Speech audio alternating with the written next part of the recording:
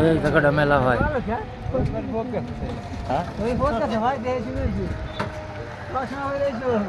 ও তো যাবি আর কি, ইনকাম ভালো হয়েছে।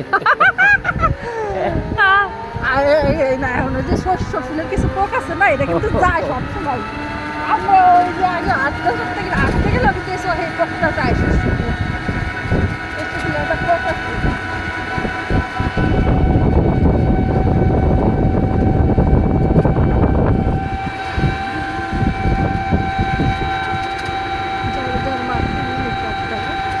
মাতৃভূমি শহরের বাবাই থাক, মাতৃভূমি একটা ভালো লাগা। এখানে তো চা খেলাম না, ওই বেটার